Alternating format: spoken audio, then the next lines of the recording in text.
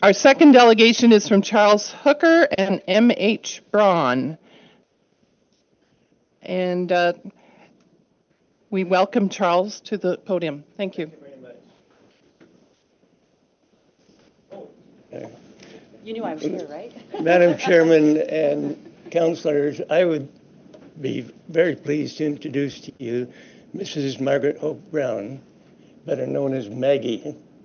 Now, she knows the subject of which we speak much better than I do. She's been studying the Partners for Climate Protection for some time now, and she knows what she's talking about. So I ask you to pay attention to what she says. Thank you, Maggie. Thanks so much, Charles. Good morning, Council, and thank you for an opportunity to speak today. I'd like to start by acknowledging the passion and dedication of the youth climate activists that just presented. Like them, I care deeply about our land, water, air, and future generations. But over time, my perspective on climate policy has changed. I studied ecosystem management at Sir Sandford Fleming College in Lindsay and logged over 1,000 hours studying climate science. What I learned led me to rethink my position. Today, I advocate for genuine environmental stewardship that is locally driven and not dictated or directed by international NGOs and global climate networks. I'll tell you a bit about myself because there seems to be a bit of speculation these days. In 2009, I noticed United Nations Sustainable Development Goals in my local planning documents in my hometown. And after 12 years of homemaking and volunteering within my community, I launched a Substack called Gather 2030 to share basic civic engagement strategies, and then founded Kickly Canada, a platform and newsletter to support local councils with case studies, reports, and resolution templates to restore a local over global agenda. I'm proud to say that I'm entirely funded by my subscribers and small donations. Last year, I brought in around $20,000, and I share that openly because what we've accomplished in just 1 year on a shoestring budget and with the information I will share with you today, we have put a serious wrench in a multi-billion-dollar, multinational corporate marketing operation. And if we're successful, we could help protect municipalities across the country from long-term financial harm and restore democratic accountability where it matters most, at the local level. I want to talk to you today about the FCM ICLEI Partners for Climate Protection program. Dufferin County joined this voluntary program in 2018, but we can't assume this council really knows what the program is. The joining resolution is vague. It never says Paris Accord or, God forbid, Agenda 21, but it sets up a mini municipal version of both. This resolution is rarely debated in council before adoption or reviewed by the public or each new council. ICLEI itself is an international NGO originally known as the International Council on Local Environmental Initiatives. It was founded by the United Nations in 1990.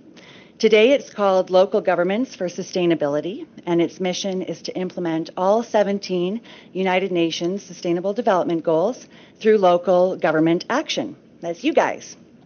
This isn't speculation. In its own founding documents, ICLEI describes its goal as the restructuring of human society through local governments. Quote, that should concern all who believe in local autonomy, property rights, and government transparency. A little bit of history on sustainable development, because that's what this is all about. Here's a quote from a 1976 UN conference where they first articulated their land use policy. And this is removing some of the fluff, but essentially the full quote. Land cannot be treated as an ordinary asset controlled by individuals. Private land ownership contributes to social injustice. If unchecked, it may become a major obstacle in the planning and implementation of our development scheme. The development scheme they're referring to is known as sustainable development. This development scheme undermines property rights and private land ownership and gradually redirects population growth away from small towns and rural communities to high-density urban areas. And we can see that over the past 30 years, what that development scheme has done in a country like Canada, and we won't get into that right now. Between 1990 and 1992, ICLEI and the FCM, Federation of Canadian Municipalities, worked together to draft what became known as Agenda 21. Most people don't know that. FCM played a large role in drafting those documents.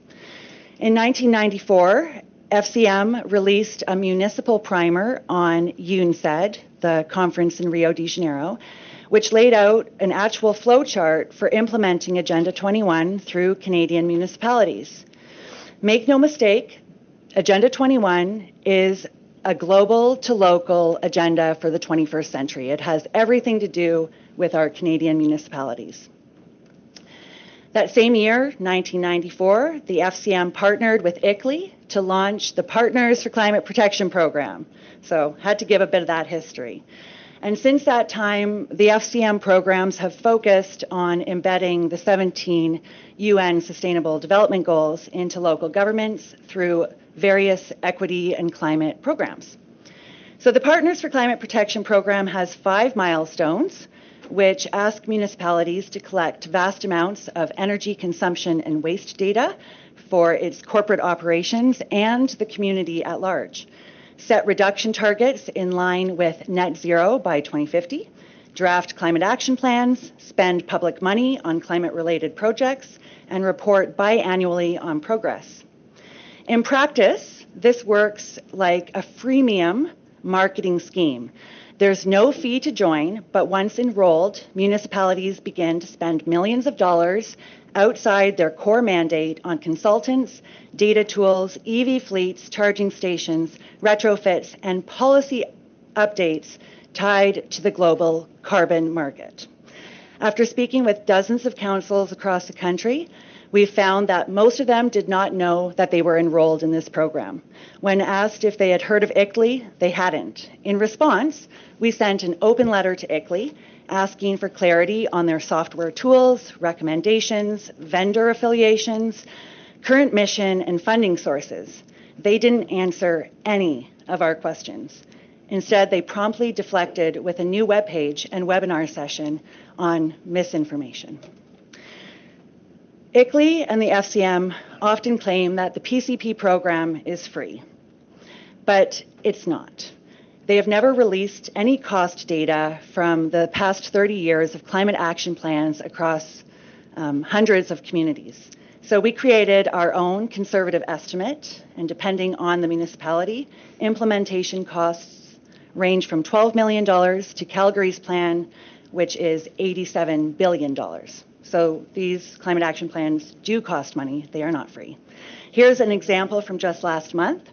Lethbridge, the city of Lethbridge, had set its corporate reduction target to 40% by 2030, which is recommended on the PCP website and international organizations. Their staff looked into it, and they found that achieving a 20% reduction with practical upgrades would cost about $20 million. Okay. But to reach that 40%, they would need to buy an additional $63 million in carbon credits alone. So that's money that directly leaves their community and goes to foreign utility companies, ESG brokers, and the federal Green Slush Fund. Wisely, they lowered their reduction target to 20%, and protected their community from losing all of that money. So for context, Dufferin's corporate and community targets, I believe, are set to 40% by 2040. Perhaps you can ask the staff to clarify. And the question should be, have staff done a cost analysis and provided this council with a range of options from business as usual to various options in between to their 40% reduction target? And you should have a good assessment on what your options are. The reality is, across Canada, communities are facing serious and immediate challenges. Councils are realizing that they have to prioritize their core responsibilities and make space financially and administratively for what matters most. Increasingly, local governments are realizing that net zero targets are entirely voluntary. They are not mandatory, and municipalities are under no obligation to dedicate staff time, funding, and planning documents to them. This is about refocusing on local needs without raising our taxes. Over the past year, we've seen a major shift. Thorold, Ontario, formally withdrew from the Partners for Climate Protection program. Tiny Township requested a full cost breakdown, although I believe the staff only reported back with the FCM membership fee, which Excuse is me, unfortunate. Margaret, just to let you know, we have 2 minutes. Thank you so okay? much. Renfrew County asked how their natural carbon sinks, or forests, which made up 60% of their geographical territory, were factored in, and they discovered that they weren't. In fact, net zero programs do not take into account any of Canada's pre-existing carbon sinks. So the 318 billion trees that Canada currently have don't count. It only counts if you plant new trees. And that's probably why the Green Municipal Fund is all about planting new trees this year. We've already mentioned Lethbridge discovering the cost of carbon credits, and there's many more examples, including the town of Cochrane, which moved a motion to withdraw after learning that they'd been members since 2004, and nobody on their council knew anything about the program. So if you're possibly concerned that maybe this council might be spending a bit more money, time, and energy and staff time on implementing the Partners for Climate Protection program, you're not alone. So that said, I'm not here to make any demands on this council whatsoever. We have a very simple ask, and that is to review your participation in the Partners for Climate Protection program and all related FCM programs. Recognize that these programs are completely voluntary. You are not required to participate in them, and you can still access federal grants without full-blown participation or membership. And simply reaffirm your duty to your constituents and your core mandate. You have a right to say no to any and all UN SDG related action items that do not align with your immediate priorities and your local reality. So ICLEI has a saying, what is the cost of doing nothing? It's really a high pressure sales pitch designed to trigger urgency, but I'd like to flip that question. What is the cost of doing nothing about a global to local agenda that is effectively bypassing Section 92 of our Canadian Constitution? It could mean municipalities spending millions outside their mandate, increasing property taxes, and a loss of local control where decisions are shaped by foreign interests for the benefit of multinational corporations Margaret, instead of their your residents' needs. That is a cost that no community should quietly accept. Thank you so much, and I look forward to answering any questions. Okay, questions from the floor. Fred? Yeah, I had two, and I apologize. I got this late last night. I was out, so I might have missed this. Margaret, you belong to KICLEI Canada. What is KIC? I think I know what the last four letters stand for, but I don't know ICLEI. But what's KICLEI?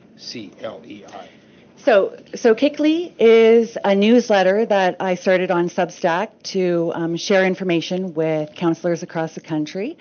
KICLEI is a reference and a play on words with ICLEI. So ICLEI is the organization I referred to, and it stands for Kicking the International Council Out of Our Local Environmental Initiatives and focusing on locally driven environmental stewardship programs. The other question I had, if I can ask two, on the page 6 of your paper, you use the phrase climate ideology, and I stumbled over that. I mean, that sounds bad, but I wasn't sure what you meant by what is climate ideology? Ideology, and yeah, so you know, the science is never settled with science because it is meant to be always looked at. Like I said, I did study many hours in climate science. And right now what we are finding, and Dufferin County is a really good example, when you look at all of your planning documents, they are based on the assumption that CO2 is harmful and that it must be reduced. But what I've learned is that we have just come out of a mini ice age as early as the late 1800s. We're currently in what is known as an interglacial period. And I don't need all the history. I just want to know what the phrase climate ideology, what does that mean? climate ideology, the assumption that without reducing our affordable fuel sources and transitioning to a new industry, we will face catastrophic climate change and bring an end to the world as we know it. And that's an ideology or ideology? It is, yes. It is a belief system. It is not an... Okay. Thank you. Thank you. Thank you. Any other questions? Darren? Thank you, and apologize for talking, not looking at you, through you, Warden. I think it's important to start by saying I'm a believer in climate change. I think probably from what you said, you are too, essentially. And I've been doing this job for a long time, and I've seen a lot of things come and go, a lot of changes, a lot of different things. And part of my educational background is environmental science, like yours. So I want to say that, so because what I'm about to say may sound really negative in parts of it, and there's a lot of people in this room who are going to question what I say, maybe, which is probably good. So I got your handout the other day, sent to me by staff. I had reviewed our agenda on Monday. I got this. I read it the other night, and then I had to review my agenda again last night. And I want to start by saying some of this comes off as, how should I describe it? Conspiracy theory nonsense, right? I need you to listen to the rest of what I say. But there are a lot of things in here that when I read my agendas, I can see where those things are in my agendas. Some of the concepts, not specifically some of the specific points, but some of the concepts, right? And I have concerns about that. I've raised some of those concerns. I've asked some questions about some of our climate programs over the last little while. My council asked a lot of questions about one of our recent ones. The answers, when there were answers, were less than satisfactory in our opinion. So I have a lot of problems with climate change as it's sort of played out, and I think part of the problem is that all the space in between the two camps, for lack of a better term, is gone. There are the people who, like the group we spoke to earlier, and then there's the group between you, and there's little room in the middle for any kind of discussion, or any kind of reasoning, or any kind of, coming up with better ideas, better plans. And I think that's a problem, and it has sort of permeated politics at all levels over the last little while, and not only that, but other issues, other big issues of the day as well. And the middle ground has gone out of all these issues and doesn't allow for any discussion. And if you take an oppositional point, oftentimes you're sidelined or shut down, or nobody, or people just aren't willing to listen to you. So it's not really a question, more of a statement, I guess. But I see a lot of your points. I sort of can relate to where they are in our agenda, and I mean it concerns me a bit. Thank you, Warden. Thank you. I'm not sure if we are allowed to comment, but thank you. I would like to intrude here. It is true that there are people who deny the dangers associated with CO2. I'm one of them, and you know that. But we're not here to discuss the climate change business, excuse me, because it's very, very complex, and any debate on the subject could take hours or days. I'd be very willing myself to engage in any debate that any councillor wishes to initiate, and I will take the side of a denier.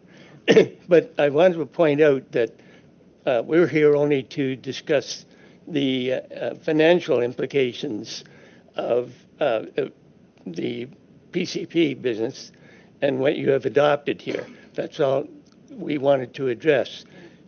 To discuss the entire climate change issue would take far too much time for 10 minutes.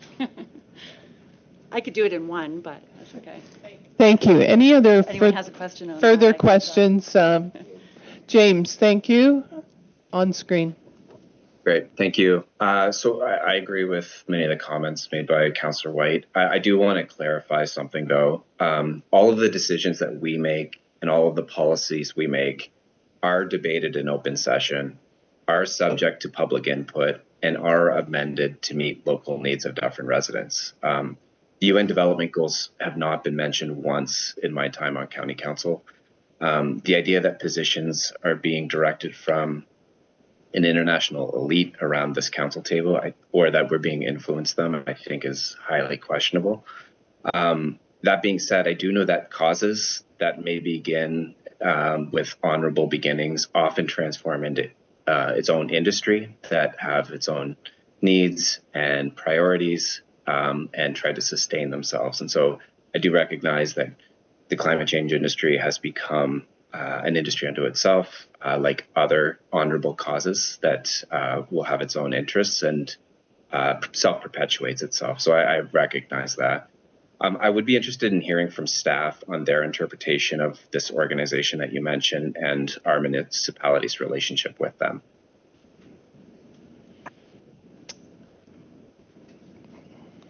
Through you, Warden. So I just want to be clear that County Council chose to take climate action well before we joined any other group. And then at one point, to have a framework, we did join PCP as part of the structure under FCM. And what it's done for us, it's enabled us to have some general milestones. I don't think we've reported anything since 4 or 5 years probably. But it also directly links us to significant funding, which we have successfully pulled in almost $9 million to date. So it's working well. Thank you. Further questions, Chris? Just quickly, thanks for coming. Just the first recommendation for municipal councils was to reassess participation in the program. To me, that's an easy ask because it's something we've been involved in since 2018. It's probably good governance to review it, and it will help public understand whether we agree to stay in or withdraw. Then everybody's clear what this council thinks. So I'd like to see us at some point review and vote on whether or not we want to participate going forward in that. I think it's an easy ask. Thanks. Thank you. Councillor, any further? Margaret and Charles, thank you for your presentation. I hope you know that while we are connected to FCM and the programming, we still sit around this table and try to make decisions here that are best for our residents and locally driven and not necessarily driven from the unknown somewhere. Okay? So thank you very much. Appreciate your attendance today. Thank you so much for your service.